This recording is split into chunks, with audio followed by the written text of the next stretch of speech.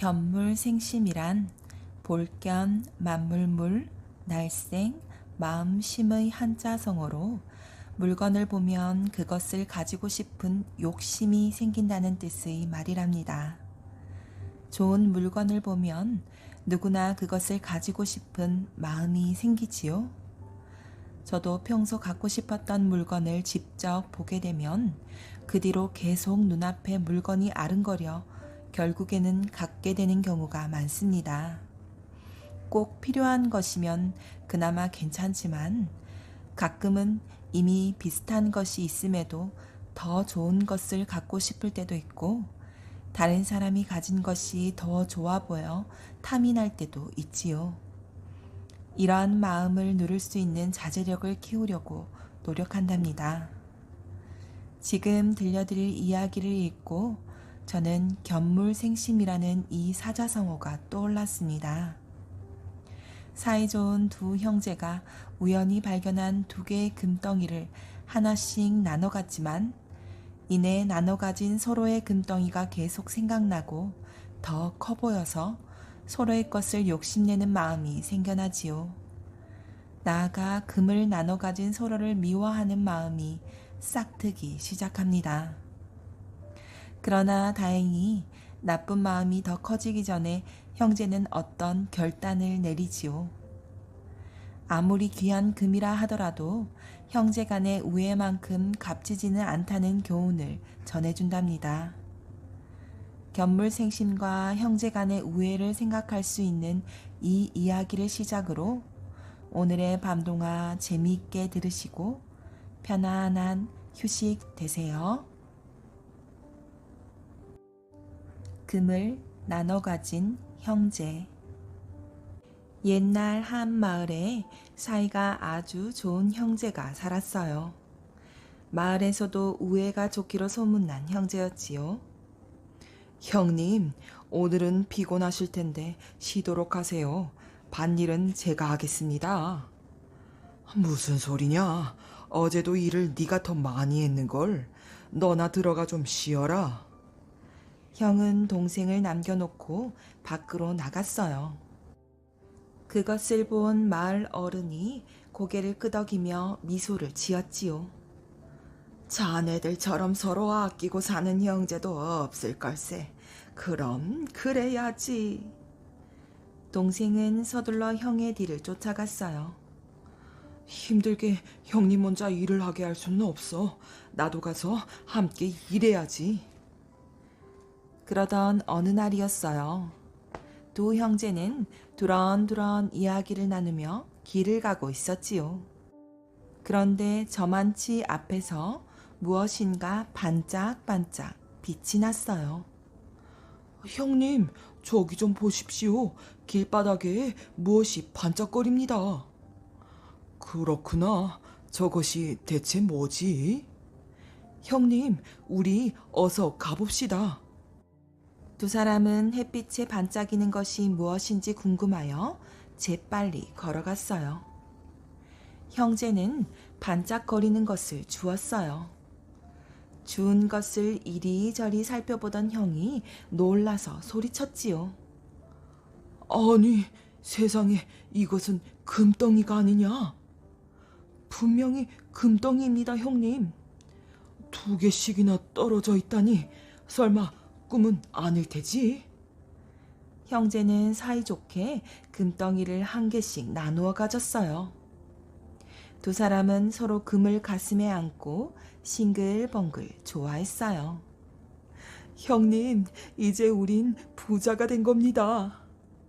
신이 나서 말하는 동생을 보자 형은 좋아서 눈물까지 나올 것 같았어요. 그러게 말이다. 금덩이 덕분에 걱정 없이 살게 되었어.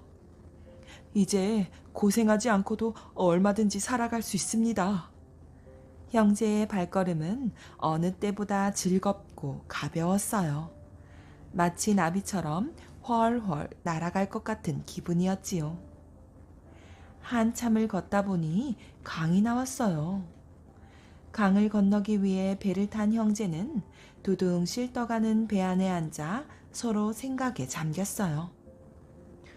아무래도 내 것보다 형님의 금덩이가 더 큰 것 같아. 아우의 금덩이가 내 것보다 큰 것이 분명해. 그렇게 같은 생각을 하고 있는 형제의 얼굴에는 어느새 웃음이 사라졌어요. 그리고는 미워하는 마음이 새싹처럼 뾰족 솟아났지요. 한참 동안 말없이 앉아있던 동생이 갑자기 벌떡 일어났어요. 그러고는 강물 속으로 무언가를 휙 던졌어요. 형이 깜짝 놀라 외쳤지요. 아니, 너 지금 금덩이를 버린 것이냐? 예, 이 금덩이는 형님을 미워하게 만드는 나쁜 물건입니다. 형님 금이 제 것보다 큰 것 같이 생각되니까 섭섭한 마음이 들었거든요. 지금까지 없던 나쁜 마음이 들었습니다. 형제 사이를 갈라놓을 수도 있는 물건은 차라리 없는 게 나아요. 그러자 이번엔 형이 일어나 금덩이를 멀리 던졌어요. 형의 금덩이도 시퍼런 강물 속으로 흔적도 없이 사라졌지요. 네 말이 맞다. 나도 아우의 금이 더 크다고 생각하니까 속이 상하더구나. 셈이 나서 은근히 네가 미운 마음도 들었지. 나도 이리 내 마음을 변하게 하는 금덩이는 없어도 된다. 형제는 하하하 소리내어 웃었어요. 강물도 출렁출렁 춤을 추며 사이좋게 형제를 반기는 것 같았답니다. 단방귀 장수. 옛날에 욕심 많은 부자 형과 마음 착한 가난뱅이 동생이 살고 있었어요. 욕심 많은 형은 동생이 가진 건 뭐든 다 빼앗아 갔지요. 아버지가 물려준 재산도 몽땅 형이 차지했어요. 그래도 착한 동생은 형을 원망하지 않고 산에서 나무를 해다 팔며 살았어요. 어느 날 동생이 깊은 산 속에서 나무를 하고 있는데 어흥 온 산을 뒤흔드는 호랑이 울음소리가 들렸어요. 동생은 깜짝 놀라 주위를 둘러보았지요. 저만치서 커다란 호랑이가 다가오고 있는 게 아니겠어요? 동생은 너무 무서워 정신없이 도망을 쳤어요. 지게고 도끼고 다 팽개치고 말이에요. 한참을 달리다 보니 구덩이 하나가 보였어요. 옳지, 저기 들어가 숨어야겠구나. 동생은 구덩이 속을 훌쩍 뛰어내려 숨죽이고 가만히 숨어 있었어요. 잠시 뒤 쩌렁쩌렁 울리던 호랑이 울음소리가 멀어졌어요. 아휴, 이제 살았네. 그런데 어디서 이런 달콤한 냄새가 나지? 동생이 구덩이 안을 둘러보니 시커먼 단지 하나가 보였어요. 단지 안에 든 것을 손가락으로 살짝 찍어 먹어보니 이야, 맛있는 꿀이네. 배가 고팠던 참에 동생은 그 꿀을 실컷 퍼먹었어요. 배가 두둑하게 부른 동생이 구덩이에서 나오는데 마침 뽕 하고 방귀가 나왔어요. 그런데 방귀 냄새가 이상하게 달고 향긋했어요. 동생은 다시 한번 뽕, 뿡. 역시 방귀 냄새는 달고 향긋했지요. 사람들이 이 냄새를 맡으면 신기해 하겠는걸? 내 방귀로 장사를 해봐야지. 이튿날 동생은 서둘러 시장에 나갔어요. 단방귀 사려, 단방귀 사려. 아니, 세상에 방귀도 단방귀가 다 있나? 단방귀 냄새 좀 맡아보세요. 아주 달고 향기롭답니다. 어서 한번 끼어보시오. 방귀 냄새가 정말로 달면 돈을 내겠소. 사람들은 눈을 둥그렇게 뜨고 모여들었어요. 뽕, 뽕뽕, 뿡, 뿡뿡. 동생은 신이 나서 방귀를 뀌었어요. 와, 정말이네. 이렇게 달고 향기로운 냄새는 처음이야. 맡을수록 더 맡고 싶어지는 걸. 사람들은 매일 방귀 냄새를 맡으러 동생을 찾아왔어요. 동생은 단방귀 덕분에 큰 부자가 되었지요. 욕심 많은 형도 단방귀 소문을 듣게 되었어요. 헐레벌떡 동생을 찾아와 물었지요. 네 방귀가 냄새가 그렇게 좋다며? 어디 나도 한번 맡아보자. 그러세요, 형님.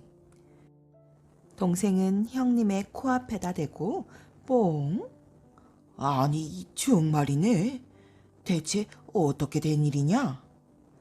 착한 동생은 호랑이를 피해 도망친 일이며 구덩이 안에 빠진 일이며 지금까지 있었던 일들을 형에게 말해 주었어요. 욕심 많은 형은 동생이 말한 깊은 산속으로 갔지요. 그리고 호랑이가 나타나길 기다렸어요. 아니나 다를까 호랑이 울음소리가 들려왔어요. 어흥, 어흥. 됐다. 이제 도망만 치면 되겠구나. 형은 호랑이를 피해 뛰기 시작했어요. 드디어 커다란 구덩이 하나가 보였어요. 옳거니 바로 찾았구나. 형은 구덩이 속으로 훌쩍 뛰어들었지요. 구덩이 안을 휘 둘러보니 역시 단지 하나가 있었어요. 일이 술술 풀리는데. 형은 단지 안에 든 것을 손가락으로 푹 찍어 먹었어요. 태태, 맛이 왜 이래? 냄새도 고약하고 이런 걸 먹고도 달콤한 방귀 냄새가 날까? 하지만 형은 부자가 되고 싶은 욕심에 마구 퍼먹었어요. 그건 꿀단지가 아니라 똥단지였는데 말이에요. 이튿날 형도 시장에 나가 단방귀 장사를 시작했어요. 단방귀 사려, 단방귀 사려, 달고 향기로운 단방귀 사려. 사람들은 전에 맡았던 단방귀인 줄 알고 다시 모여들었어요. 거서 방귀를 끼워보시오. 이번에는 어떤 좋은 냄새가 날까? 우쭐해진 형은 엉덩이에 힘껏 힘을 주고는 뿌앙. 그런데 이게 웬일일까요? 방귀에서 아주 고약한 냄새가 났어요. 사람들은 얼굴을 찡그리고 코를 비틀어 막았지요. 못된 거짓말쟁이 같으니라고. 이 냄새가 어떻게 달고 향기롭다는 거야? 사람들은 형을 몽둥이로 흠씬 때린 다음 마을에서 내쫓아 버렸어요.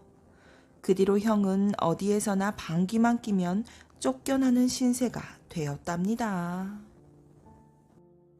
먹으면 죽는 감.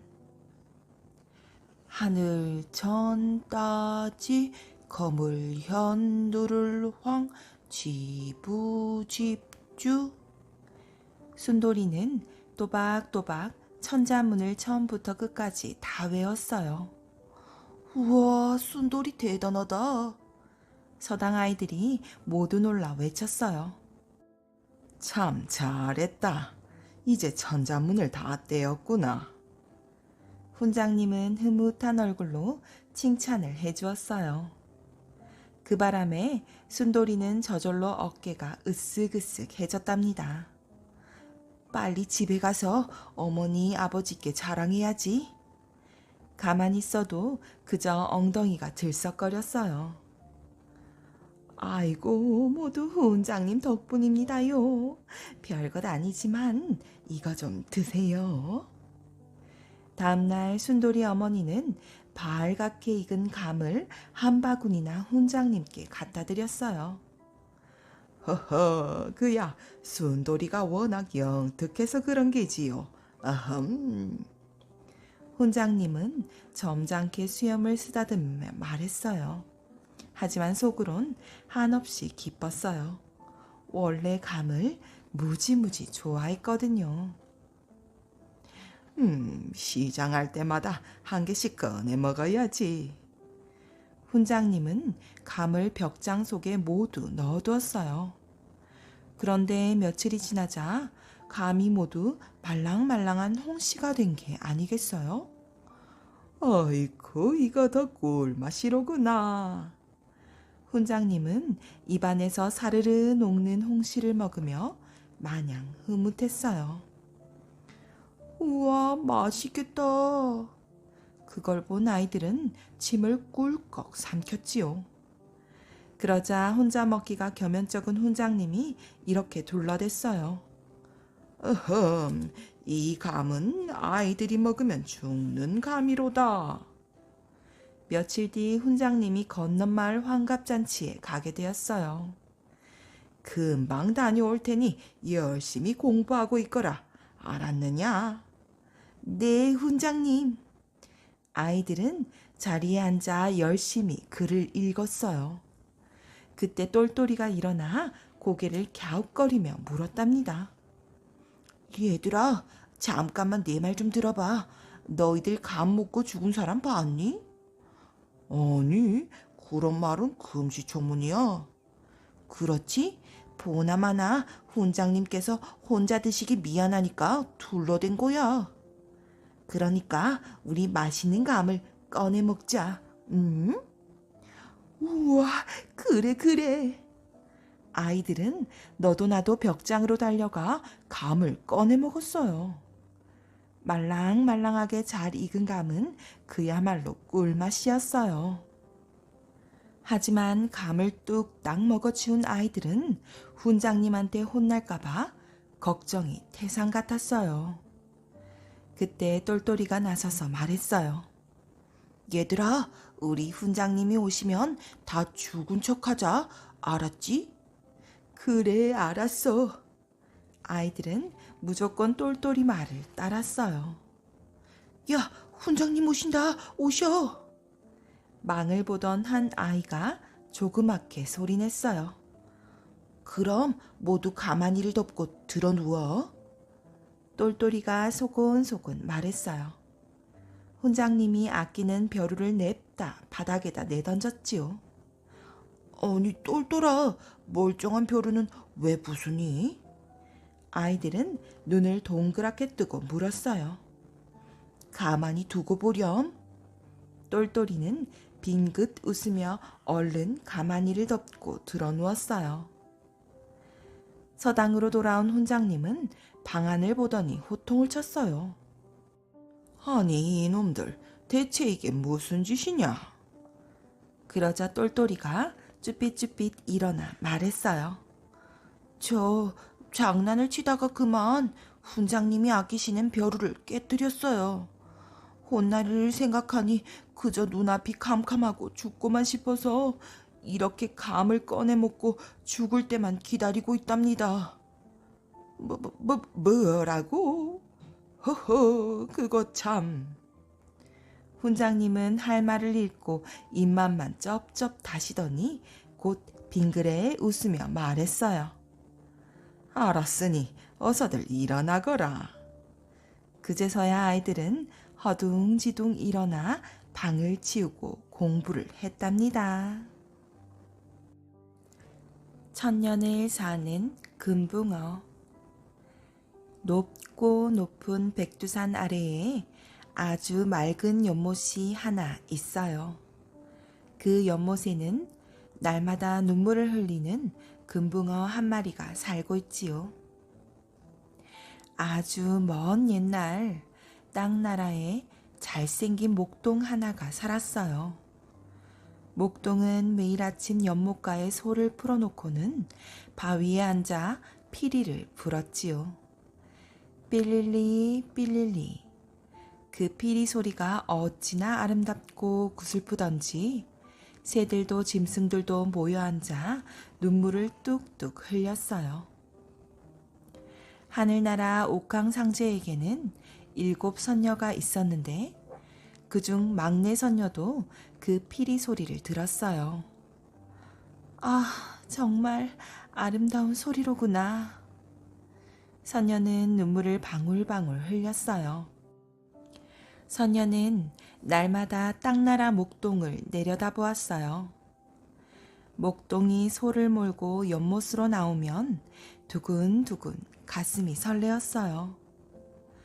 저 피리 부는 목동을 한 번만이라도 만나보았으면. 선녀는 자나깨나 목동을 그리워했어요. 그러던 어느 날 선녀는 둥실둥실 구름을 타고 땅으로 내려왔지요. 옳지, 저 연못 속 금붕어가 되면 날마다 목동을 만날 수 있겠구나. 선녀는 금붕어가 되어 연못 속에 숨어 목동을 기다렸어요. 둥실둥실 해가 뜨고 목동이 찾아와 피리를 불면 선녀의 마음은 한없이 기뻤어요.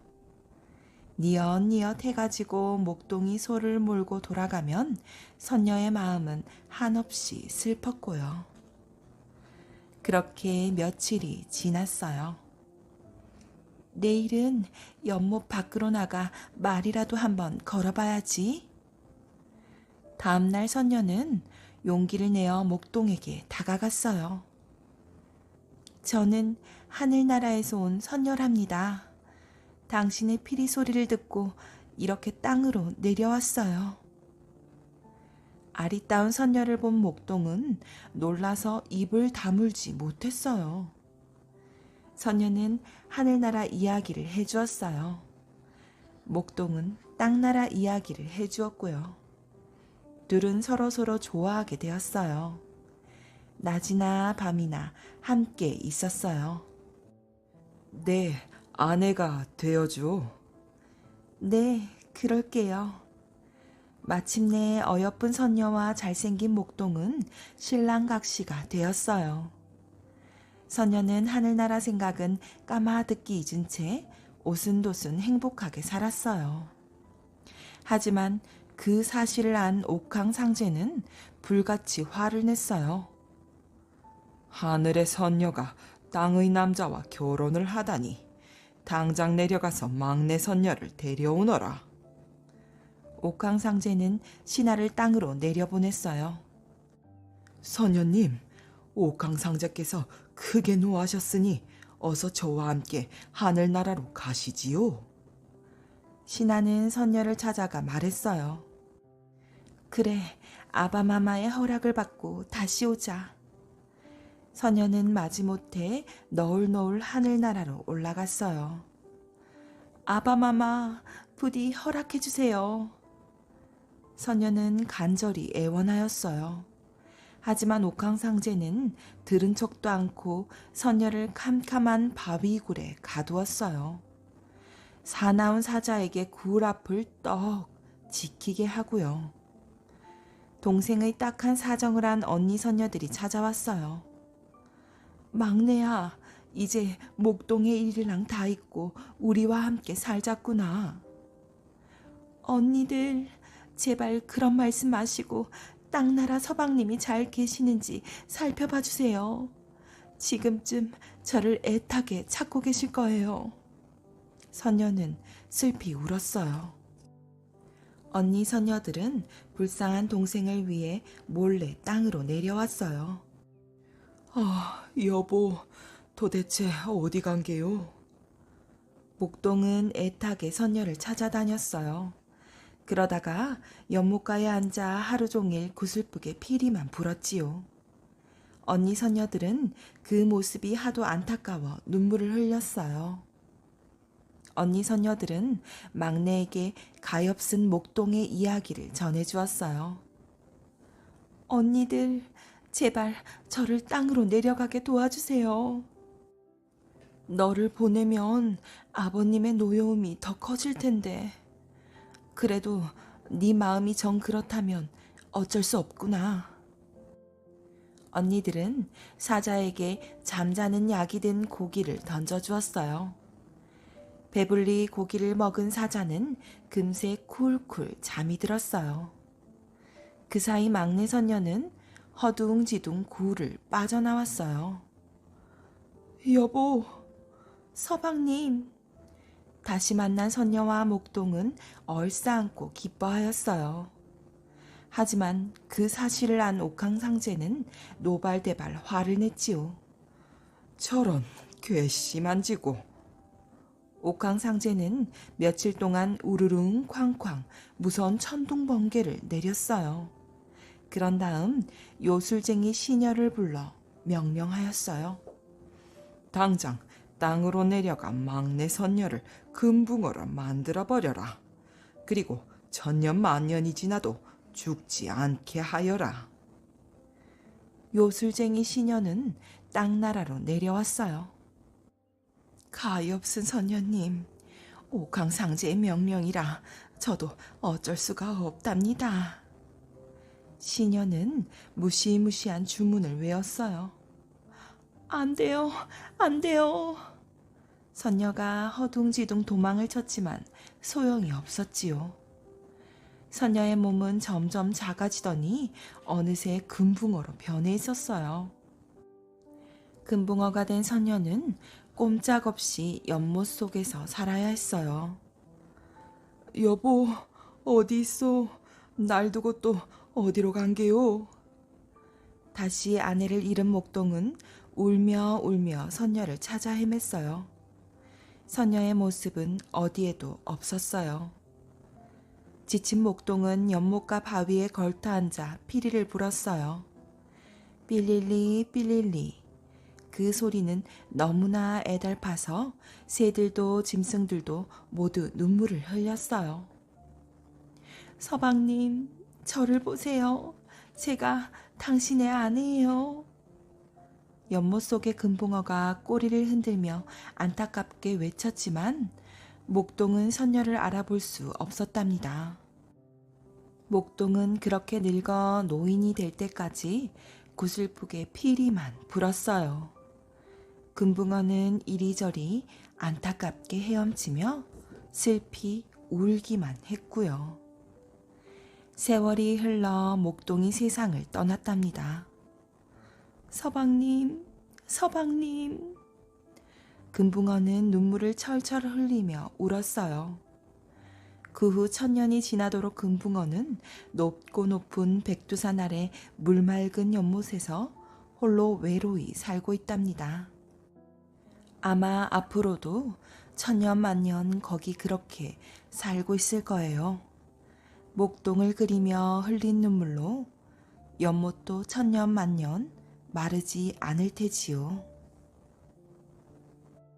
맘씨 좋은 농부와 어린 상주. 옛날 충청도 단양이라는 마을에 가난하지만 마음씨 좋은 농부가 살았어요. 그런데 이 사람은 항상 싱글벙글 웃고 살았지요. 먼 길을 가다 소나기를 만나 옷이 다 젖어도 허허허 시원하게 참 잘도 쏟아지는구나. 도둑고양이가 제사상에 올릴 생선을 물어가도 그놈 모처럼 배부르게 먹겠구나. 허허허 하고 그저 웃고 말았대요. 그래서 마을에서도 사람 좋기로 소문이 자자했지요.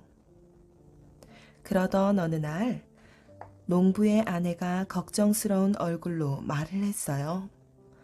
여보, 농사 지을 땅도 조금밖에 없는데 앞으로 아이가 태어나면 어떻게 살죠? 농부는 웃으면서 말을 했어요. 허허, 어떻게 살긴 돈을 벌어서 살면 되지요. 옳지, 땅을 팔아서 무명 장사를 해봅시다. 무명은 옷을 만드는 옷감이에요. 농부는 농사 짓던 작은 땅을 모두 팔았어요.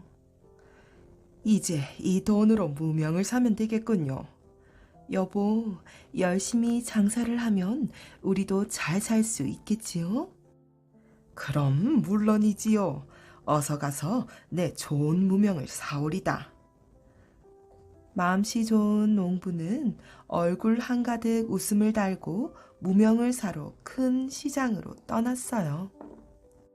바다에서 지금 막 잡아온 싱싱한 생선이요. 떡 사세요. 맛있는 꿀떡이요. 통통하게 살진 암탉이에요, 씨암탉. 허허, 시장에 오면 언제나 기분이 좋단 말이야. 한참을 걸어서 큰 시장에 도착한 농부는 신기한 얼굴로 이곳저곳을 두리번거렸어요. 벌써 점심때가 다 되었네. 옳지, 저기서 국밥이나 한 그릇 먹고 갈까? 농부는 주막으로 들어가 자리를 잡았지요. 그런데 아니, 무슨 일이지? 농부의 눈이 휘둥그레졌어요. 글쎄, 길가에 상여 하나가 덩그러니 놓여 있고 그 옆에서 흰 옷을 입은 아이가 훌쩍훌쩍 울고 있는 게 아니겠어요? 아니, 얘야, 왜 울고 있느냐? 이상하게 여긴 농부가 다가가서 물었지요. 우리 아버지가 돌아가셨어요. 그래서 한양에 있는 선산에 모시러 가는 길이에요. 그럼 한양까지 가는 길이란 말이냐? 예, 그런데 그만 돈이 다 떨어져서. 아이는 얘기를 끝맺지 못하고 눈물만 흘리는 거예요. 차가운 바람이 휙 지나가자 아이는 온몸을 오들오들 떨기까지 했어요. 저런, 가엾기도 해라. 아버지까지 돌아가셨는데 어린아이 혼자서 얼마나 힘이 들까? 생각할수록 아이가 불쌍해서 농부의 마음이 아팠어요. 한참을 생각하던 농부는 싱글벙글 웃으며 아이에게 말을 했어요. 얘야, 이제 걱정하지 않아도 된단다. 내가 한양까지 갈 수 있게 도와주마. 네? 그게 정말이세요?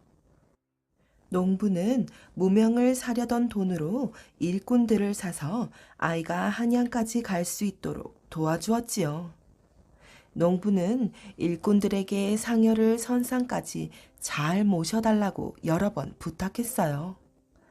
아이와 일꾼들이 떠날 준비를 마쳤지요. 고맙습니다.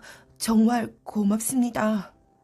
아이는 몇 번이나 인사를 했어요. 그런데 아저씨는 누구세요? 나는 저기 이웃 동네에 사는 농부란다. 그렇게 농부는 무명 살 돈을 모두 써버리고 빈털터리가 되었지요. 그래도 집으로 돌아오는 발걸음은 그 어느 때보다 가벼웠어요.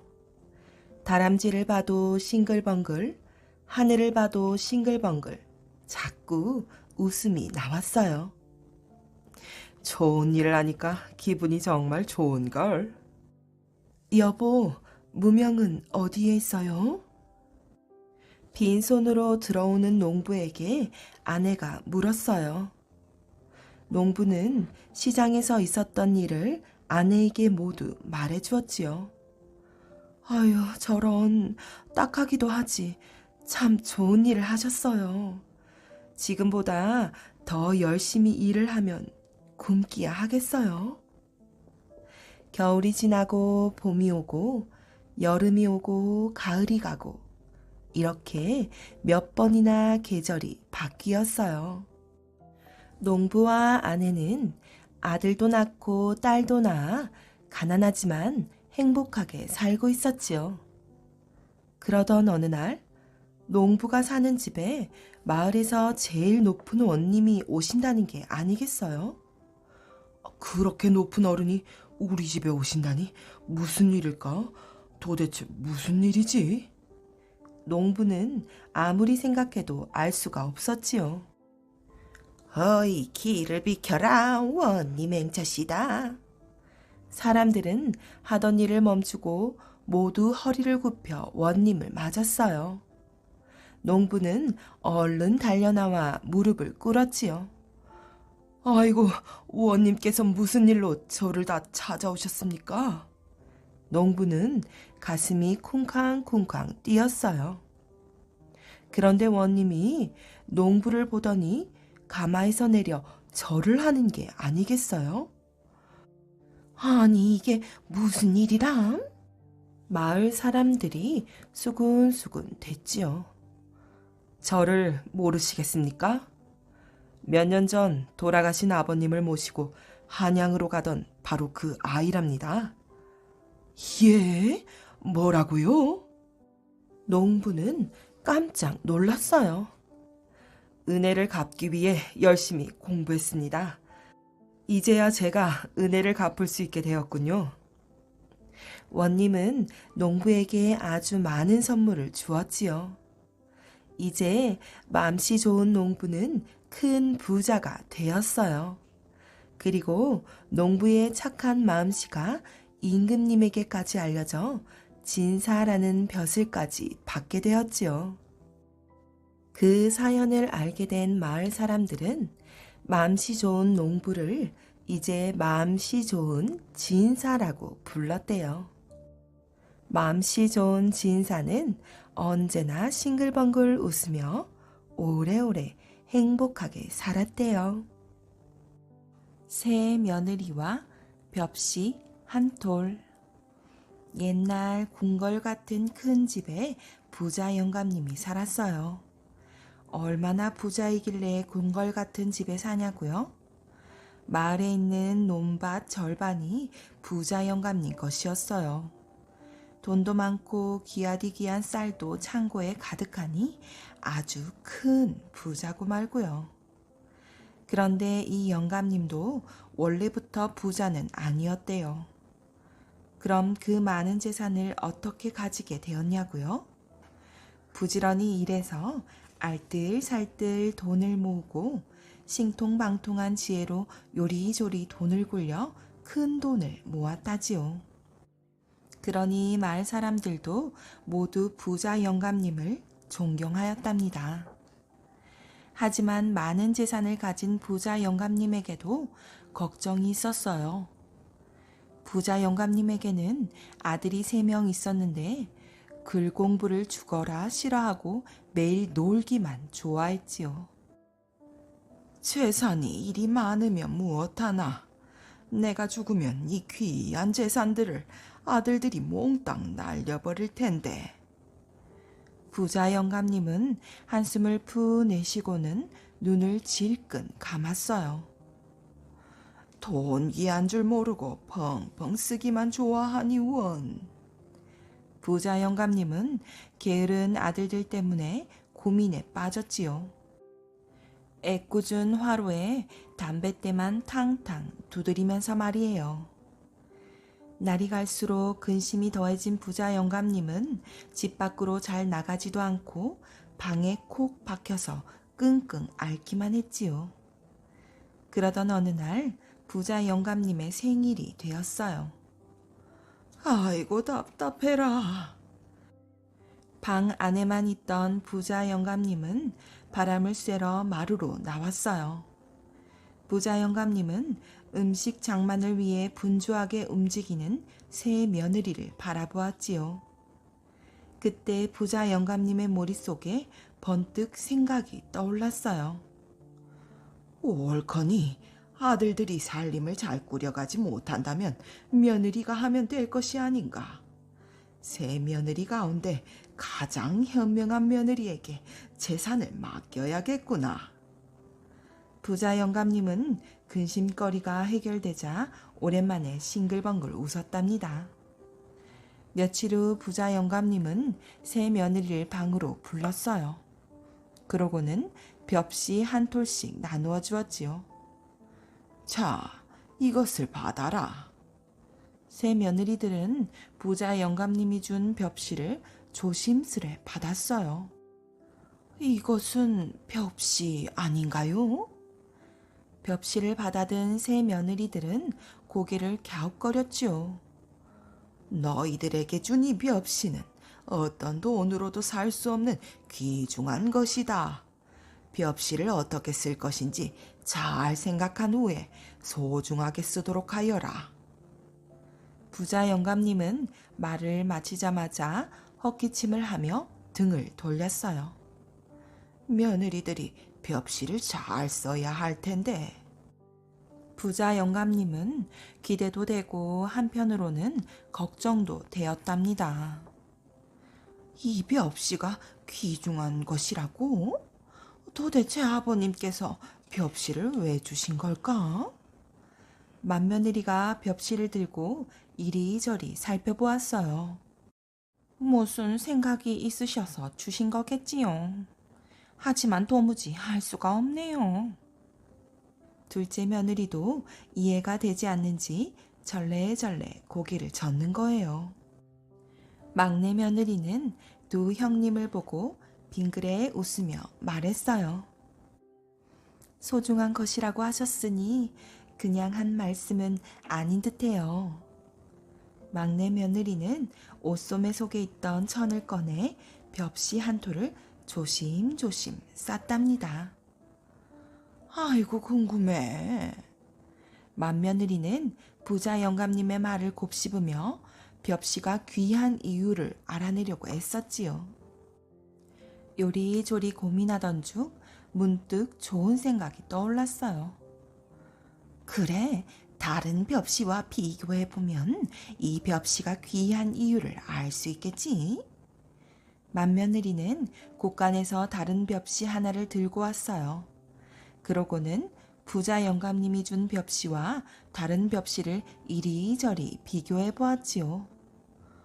별반 다를 게 없는 똑같은 벽시잖아. 아버님께서 거짓말을 하셨구나. 에이, 괜히 기대만 했잖아. 잔뜩 기대를 했다가 실망한 맏며느리는 심술이 났어요. 맏며느리는 입을 삐쭉 내밀고는 방문을 열어 부자 영감님이 준 벽시를 마당으로 휙 날려버렸지요. 뚱뚱한 둘째 며느리는 방 안에 들어오자마자 철퍼덕 바닥에 드러누웠어요. 이 벽시가 귀중한 것이라고? 이리 보아도 저리 보아도 알 수가 없는데. 둘째 며느리는 한참 동안 벽시를 뚫어지게 쳐다보았어요. 그래, 아버님이 돈으로도 살 수 없는 귀한 것이라고 하셨으니 몸에도 좋겠지? 그러더니 입을 쩍 벌리고는 벽시를 꿀꺽 삼키는 거예요. 몸에 좋은 것을 먹었으니 잠을 좀 자야겠어. 둘째 며느리는 이내 드르렁드르렁거리며 잠에 골아 떨어졌답니다. 한편 막내 며느리는 두 형님이 방으로 들어가는 모습을 보고 난 후에 방으로 들어왔지요. 그러고는 옷소매에서 벽시를 싼 천을 꺼내 펼쳤어요. 아버님께서 귀한 벽시라고 하셨으니 분명 깊은 뜻이 담겨 있을 거야. 하지만 곧 막내 며느리는 고민에 빠졌어요. 두 형님들께서는 틀림없이 벽시를 소중하게 쓰실 거야. 나도 두 형님들처럼 소중하게 써야 할 텐데. 막내 며느리는 요리조리 머리를 굴려보았지요. 옳지, 그 방법이 있구나. 막내 며느리는 조심조심 벽시를 다시 천에 싼 다음 광으로 갔어요. 막내 며느리는 광에서 끈과 바구니를 찾아 마당으로 나왔지요. 그러고는 벽시를 땅바닥에 두고 바로 옆에 바구니를 세워놓았지요. 자, 이제 새가 나타나기를 기다리면 되겠어.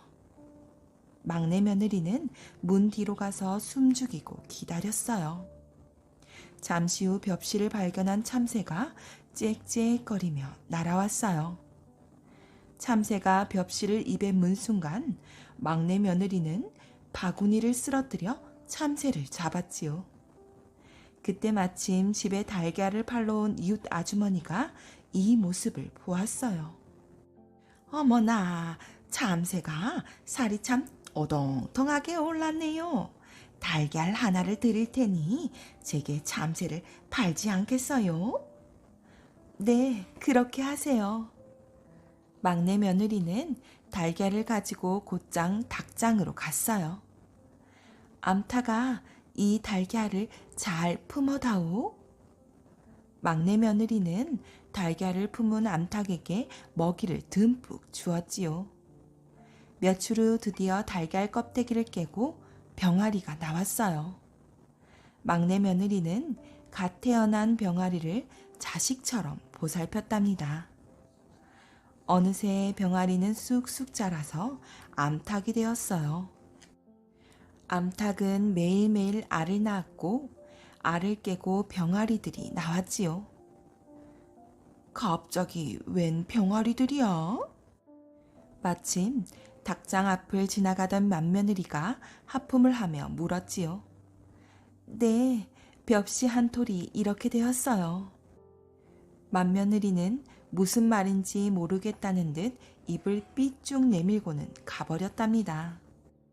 며칠 후 막내 며느리는 시장에 가서 암탉과 병아리를 팔았어요. 자, 이 돈으로 무엇을 살까? 시장 구석구석을 두리번거리던 막내 며느리의 눈에 새끼 돼지가 띄었어요. 그래, 새끼 돼지를 키워봐야겠어. 막내 며느리는 새끼 돼지를 사서 품에 안고 집으로 왔지요. 많이 먹고 튼튼하게 자라렴. 막내 며느리는 매일매일 정성껏 새끼 돼지를 돌보았어요. 어느덧 새끼 돼지는 엄마 돼지가 되어 덩치도 커지고 새끼 돼지도 12마리나 낳았어요. 어머, 이제 돼지들을 팔아 송아지를 사야겠어. 막내 며느리는 곧장 시장으로 가서 돼지들을 팔고 태어난 지 얼마 안 된 송아지를 샀답니다. 막내 며느리는 매일마다 정성껏 여물을 준비해 송아지에게 먹였어요. 자, 맛있게 먹고 건강하게 잘 자라렴. 막내 며느리는 송아지를 쓰다듬으며 방긋 웃었지요. 아니, 이 송아지는 처음 보는 송아지인데? 외양간 앞을 지나던 둘째 며느리가 막내 며느리에게 물었어요. 네, 벽시 한 톨이 이렇게 되었어요. 둘째 며느리는 막내 며느리의 말에 어리둥절한 표정을 지으며 느릿느릿 방으로 들어갔지요. 어느덧 송아지는 무럭무럭 자라 마을에서 가장 힘이 센 황소가 되었답니다. 막내 며느리의 황소를 본 사람들은 너나 할 것 없이 부러워했어요. 이만큼 키웠으니 이제 황소를 팔아야겠어. 막내 며느리가 황소를 판다고 하자 너도 나도 비싼 값에 사겠다고 앞다퉜지요. 이 돈이면 좋은 땅을 살 수 있겠는걸? 막내 며느리는 농작물이 잘 자랄 수 있는 기름진 땅을 샀답니다. 막내 며느리는 부지런히 농사를 지었어요. 봄에는 씨앗을 심고 여름이면 싹이 튼 채소와 곡식에 물을 듬뿍듬뿍 주었지요. 가을이 되자 잘 익은 농작물을 거둘 수 있었답니다. 세월은 흘러 부자 영감님이 새 며느리에게 벽시를 준 지 3년이 되었어요. 부자 영감님은 새 며느리들이 벽시를 어떻게 했는지 무척 궁금했어요. 3년이 지났으니 이제 며느리들이 그 벽시를 잘 썼는지 알 수 있겠지. 부자 영감님은 새 며느리를 방으로 불렀어요. 다들 내가 3년 전에 준 벽시를 기억하고 있느냐? 큰 돈으로도 살 수 없는 귀한 것이니 소중하게 여기라고 했었지. 첫째부터 그 벽시를 어떻게 했는지 말해보아라. 부자 영감님은 기대에 가득 찬 눈빛으로 맏며느리를 보았지요. 맏며느리는 고개를 갸웃갸웃 거리더니 말했어요. 아, 그 벽시 한 톨이요? 아버님은 언제적 이야기를? 다른 벽시랑 다를 게 없던데요? 맏며느리가 촐랑촐랑대며 말했어요. 그래서 어찌했느냐? 마당에다가 휙 던져버렸지요. 부자 영감님은 화가 났지만 꾹 참고 둘째 며느리에게 물었어요. 둘째야, 너는 어떻게 했느냐? 둘째 며느리는 밝게 웃으며 말했어요. 전 형님처럼 벽시를 버리지 않았어요. 그 대신 아버님께서 귀하다고 하셨으니 몸에도 좋을 거란 생각에 꿀꺽 삼켰지요. 둘째 며느리 말을 들은 부자 영감님은 손으로 가슴을 탕탕 쳤어요. 힘이 쭉 빠진 부자 영감님은 막내 며느리를 바라보았어요. 막내 며느리는 미소를 지으며 묵직한 주머니 하나를 내밀었어요. 이게 무엇이냐? 아버님께서 주신 귀한 벽시로 모은 돈입니다. 막내야, 지금 돈이라고 했느냐? 네, 아버님. 벽시로 참새와 달걀, 병아리, 암탉, 새끼돼지, 엄마돼지, 송아지, 황소, 땅을 얻을 수 있었습니다. 또 땅에서 농사를 지은 농작물을 시장에 내다 팔아 이렇게 큰 돈을 얻을 수 있었지요. 막내 며느리는 벽시 한 톨이 어떻게 돈으로 바뀌었는지 차근차근 이야기했어요. 아, 그때 병아리가 그럼? 그때 송아지가 그럼? 맏며느리와 둘째 며느리는 두 눈이 휘둥그레졌어요. 좋구나, 좋아. 드디어 재산을 잘 돌볼 주인을 찾았구나. 부자 영감님은 기뻐서 덩실덩실 춤을 추었답니다. 부자 영감님은 막내 며느리에게 재산을 물려주었어요. 맏아들과 며느리, 둘째 아들과 며느리는 어떻게 되었냐고요? 부자 영감님은 두 아들 부부에게 집을 나가 10년 후에 돌아오라고 했지요. 부자 영감님의 재산을 물려받은 막내 며느리는 벽시를 잘 썼듯이 재산도 잘 돌보았을까요? 막내 며느리가 어찌나 알뜰살뜰한지 해가 갈수록 부자 영감님의 집은 더 큰 부자가 되었답니다. 곳간에는 곡식이 그득해서 들어갈 자리도 없을 정도였어요. 게다가 마음씨고 온 막내 며느리는 불쌍한 사람도 도와주어 마을 사람들 모두가 침이 마르도록 칭찬했답니다. 한편 두 아들 부부는 어떻게 살았냐고요? 처음에는 살림을 꾸리는 방법을 몰라 배를 쫄쫄 굶기 일쑤였지요. 그러다 보니 벽시 한 톨이 얼마나 귀중한지 깨닫게 되었어요. 그 후부터는 열심히 농사를 지어서 살림을 꾸려나갔답니다. 10년 후 두 아들 부부는 집으로 돌아왔어요. 하지만 이미 부자 영감님은 유언을 남기고 세상을 떠난 후였답니다. 이제 작은 것 하나가 얼마나 소중한지 알 것이니 재산을 똑같이 나누어 가지고 서로 우애 좋게 살아라. 막내 며느리는 부자 영감님의 재산을 똑같이 나누어 두 형님들에게 주었지요. 그 후 세 형제와 며느리들은 오래오래 행복하게 잘 살았대요. 두 구두쇠 영감. 옛날 어느 마을에 구두쇠 영감님 한 분이 살았어요. 얼마나 구두쇠였는지 마을 사람들이 모두들 아껴라 아껴 영감님이라고 불렀지요.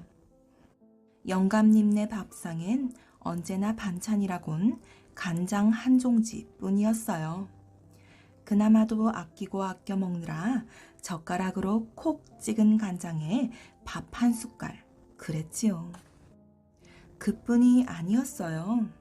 이 영감님이 물을 얼마나 아껴 썼냐면 쌀 씻은 물에 세수하고 세수한 물에 걸레 빨고 걸레 빤 물은 나무에 주고 그러고도 그 물이 아까워서 아이고 아까워라 아까워 그랬지요.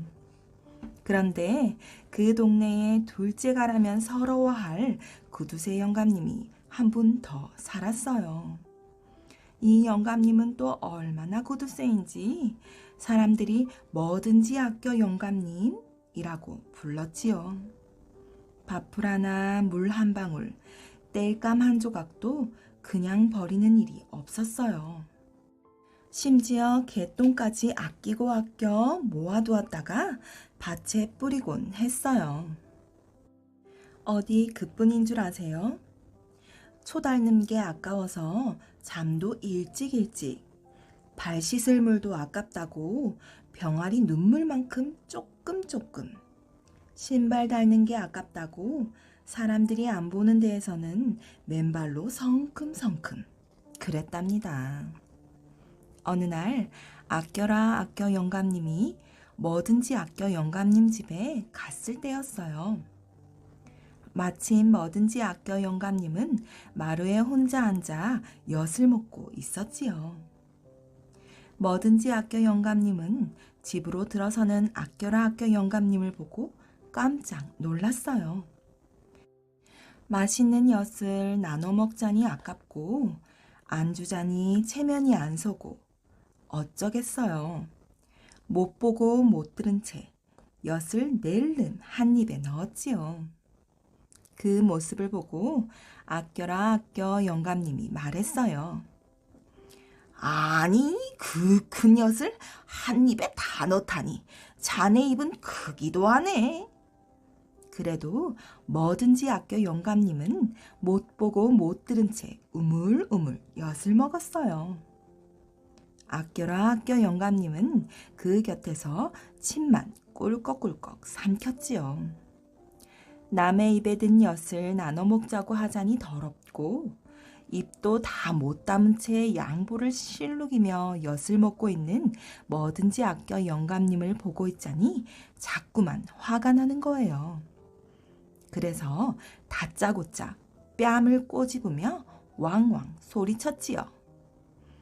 이래도 모르는 채 할 텐가? 이래도? 다음 날 뭐든지 아껴 영감님이 아껴라 아껴 영감님네로 놀러 갔지요. 여보게 장기나 한 판 두세. 그랬더니 아껴라 아껴 영감님이 물었어요. 좋지. 그런데 장기파는 가져왔나? 아, 장기파는 자네 집에도 있지 않나? 그 소리에 아껴라 아껴 영감님이 펄쩍 뛰었어요. 무슨 소린가? 그럼 우리 집 장기판만 딸는 게 아닌가? 뭐든지 아껴 영감님은 기가 막혔지요. 좋네. 그럼 자네 장기판 반쪽 가지고 우리 집으로 가세. 아니, 그건 왜? 왜는 왜? 집에 갔다 오려면 내 신발만 닳는 게 아닌가? 그러니 우리 집으로 가세. 아껴라 아껴 영감님도 질세라 소리쳤지요. 좋아. 자네 집까지 가려면 내 신발도 다를 테니 중간에서 만나세. 다음 날 개구리가 개골개골 울어대는 논뚝길에서 아껴라 아껴 영감님네 아들하고 뭐든지 아껴 영감님네 아들이 마주쳤죠. 아, 여보게 잘 만났네. 그렇지 않아도 내 자네 집으로 망치를 빌리러 가던 참인데. 이런, 나도 자네 집으로 망치를 빌리러 가던 참인데. 그래서 두 아들들은 망치를 빌리러 가다 털레털레 빈손으로 집으로 돌아왔어요. 아들이 빈손으로 돌아온 까닭을 말하자 아껴라 아껴 영감님이 그랬지요. 아, 내 그런 구두쇠는 처음 봤네. 세상에 망치 없는 집이 어디 있다고. 할 수 없군. 얘야, 우리 집 망치를 꺼내오너라. 뭐든지 아껴 영감님도 아들이 빈손으로 돌아오자 그랬어요. 나보다 더한 구두쇠 같으니라고 할 수 없지. 얘야, 우리 집 망치 가지고 오너라. 매미가 맴맴 쉴 새 없이 울어대는 더운 여름날이었죠. 마을 정자에서 아껴라 아껴 영감님과 뭐든지 아껴 영감님이 만났어요. 아이고, 덥다. 아껴라 아껴 영감님은 부채를 반만 펴고 부채질을 했어요. 그 부채질을 하려면 쫙 펴고 시원하게 하게. 나도 바람 좀 얻어 쐬게. 그랬더니 아껴라 아껴 영감님이 말했어요. 무슨 소리? 이렇게 아껴 써야 오래 쓰지. 그러자 뭐든지 아껴 영감님이 부채를 쫙 펴더니 고개를 오른쪽 왼쪽으로 계속 돌리는 거예요. 아껴라 아껴 영감님은 어이가 없었어요. 자네 지금 뭐 하는 겐가? 고개 아프게. 그랬더니 뭐든지 아껴 영감님이 말했어요. 이렇게 부채질을 하면 이 부채를 아들, 손자까지 쓸 수 있다네. 고개 아픈 것 좀 참으면 되지만 이 부채를 또 사려면 얼마나 아깝나. 세월이 흘러 아껴라 아껴 영감님 딸이 시집을 가는 날이었죠.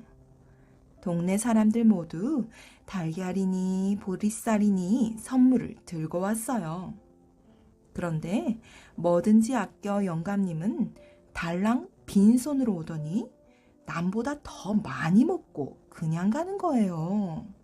그것도 12명이나 되는 식구들을 데려와서 말이에요. 아껴라 아껴 영감님은 무척 화가 났지만 딸이 시집 가는 날이라 꾹 눌러 참았지요. 다음 날 아껴라 아껴 영감님은 뭐든지 아껴 영감님네로 뛰어갔어요. 아니 그런 법이 어디 있나? 이 남의 잔치에 달랑 빈손으로 와서 이 먹고만 가다니. 그랬더니 뭐든지 아껴 영감님이 말했어요. 마음속으로는 자네 딸 잘 살라고 수도 없이 빌었네. 그보다 더 큰 선물이 어디 있나? 아껴라 아껴 영감님은 할 말이 없었지요. 그때 아껴라 아껴 영감님 눈에 구멍 뚫린 문을 막아놓은 청첩장이 보였어요. 그럼 나도 청첩장을 마음으로만 보낸 것으로 하고 이것은 다시 떼어가겠네.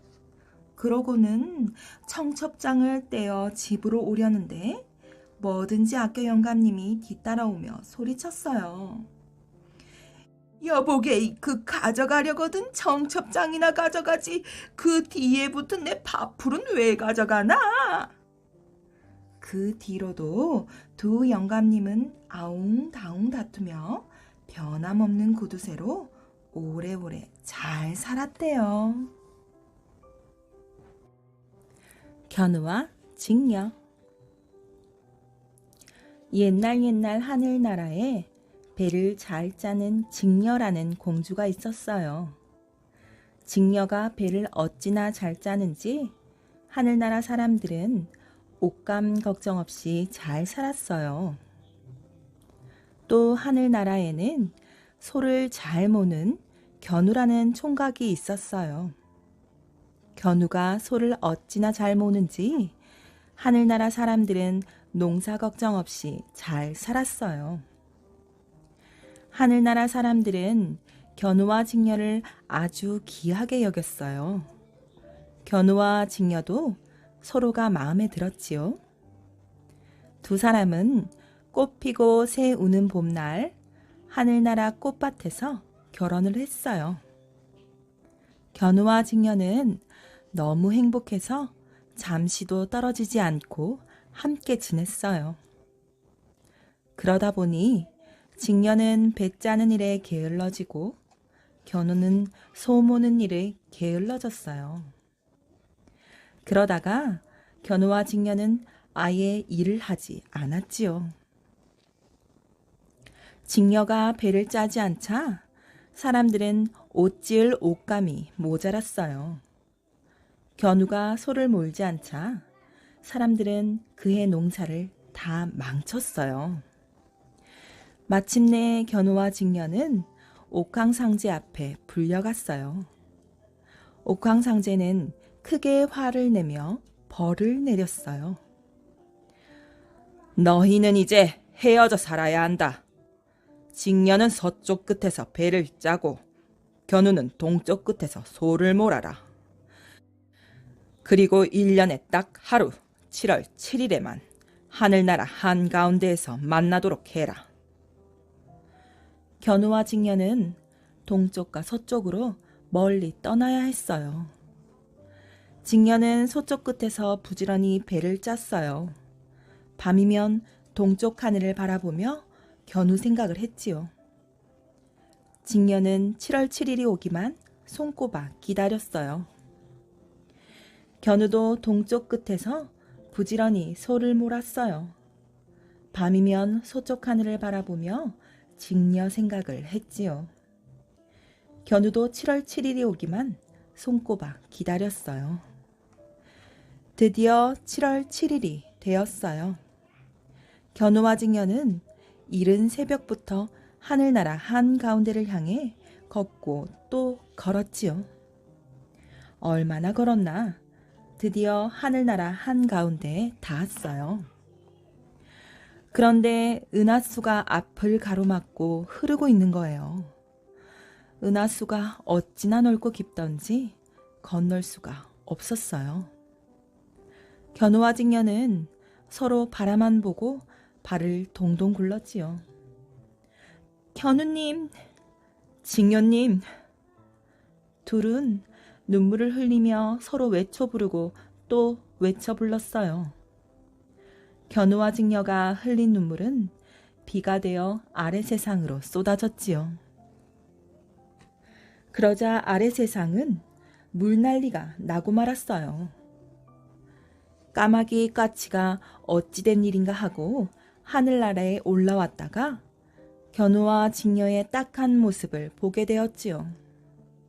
까마귀 까치는 견우와 직녀를 위해 은하수에 다리를 놓기로 했어요. 세상에 까마귀란 까마귀, 까치란 까치는 죄다 은하수로 모여들었지요. 그러고는 머리에 머리를 잇대어 다리를 놓았어요. 눈앞에 다리가 놓이자 견우와 직녀는 어찌나 기쁘던지 한다름에 달려가 서로 얼싸안았지요. 그 뒤로도 해마다 7월 7일이면 까마귀 까치태가 은하수에 다리를 놓아 보고 싶어하던 견우와 직녀가 서로 만나지요. 이제 또다시 물난리는 나지 않지만 만날 때 잠깐 기쁨의 눈물이, 헤어질 때 또 잠깐 서운한 눈물이 아래 세상에 비가 되어 내리곤 한대요. 임금님 귀는 당나귀 귀. 옛날 한 나라에 임금님이 살고 있었어요. 임금님은 무척 어질고 백성들을 잘 다스려 나라가 아주 평안했어요.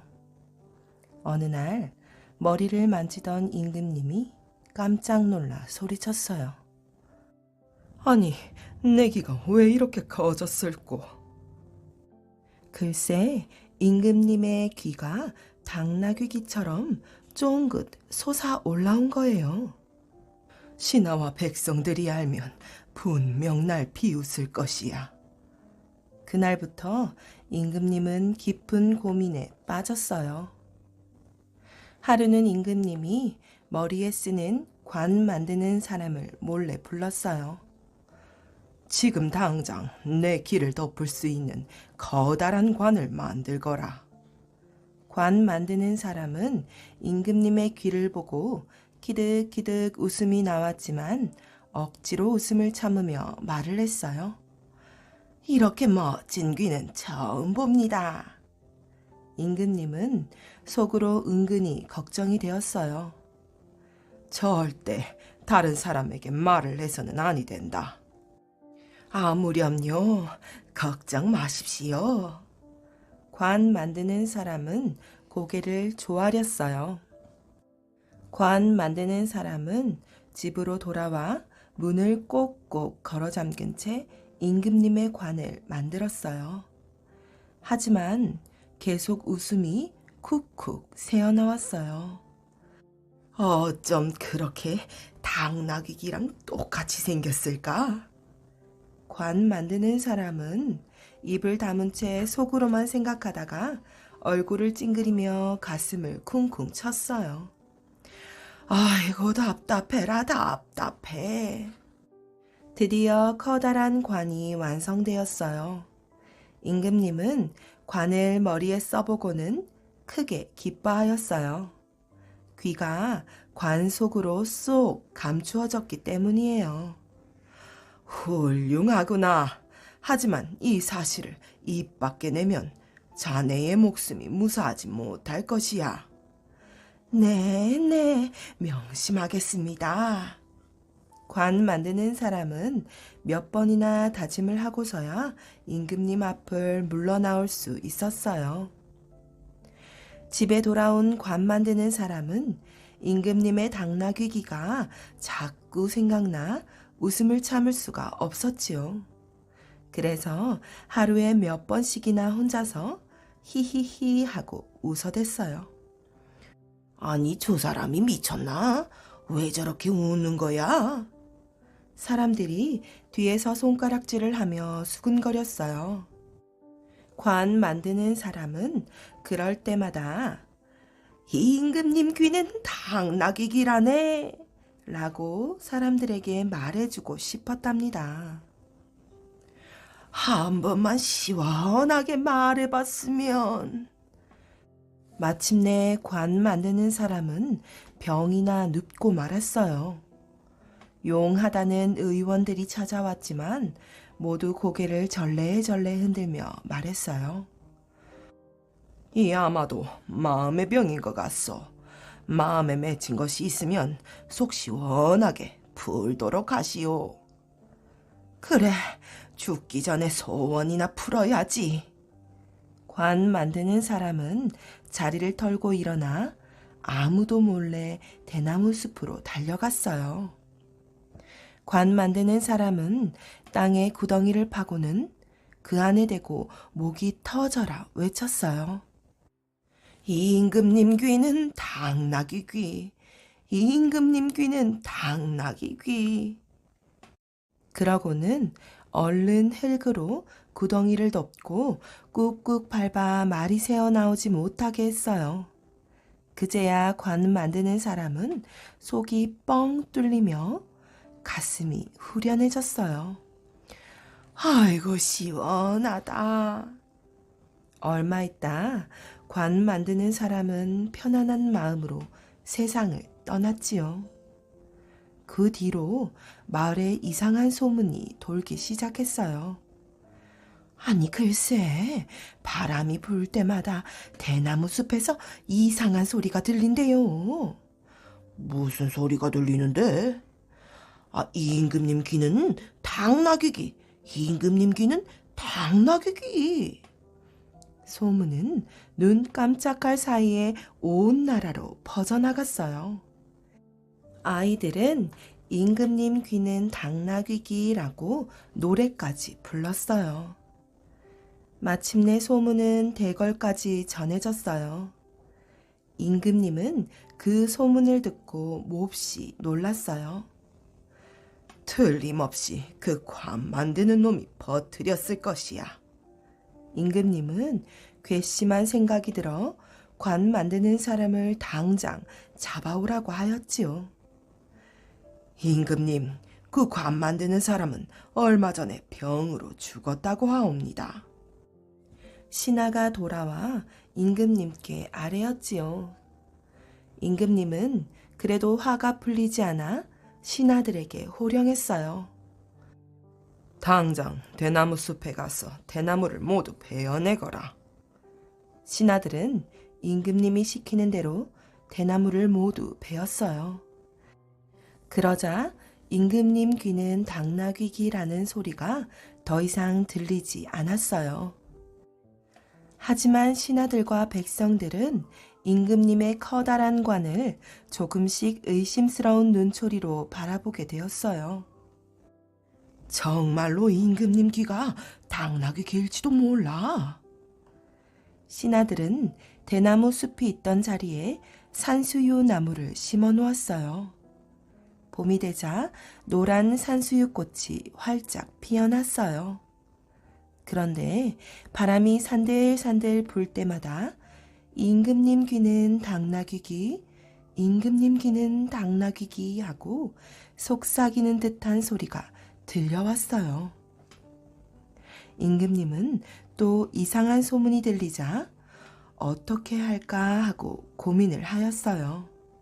그런데 하루는 신하가 관 만드는 사람이 죽게 된 사연을 임금님에게 아뢰었어요.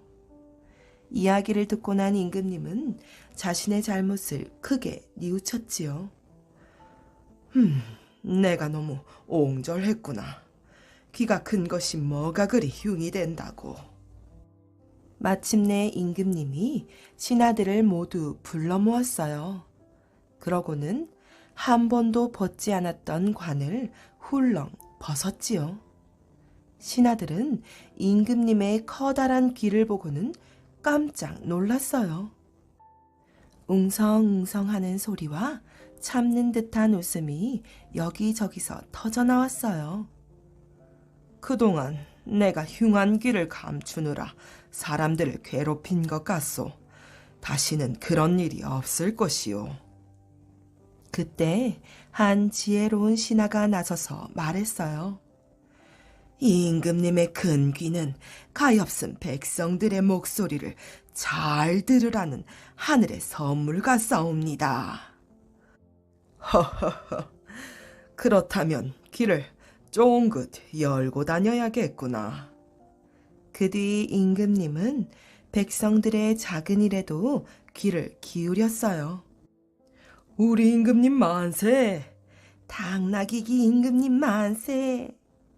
그 뒤로 나라는 더욱 번창하고 백성들도 배불리 먹게 되었답니다.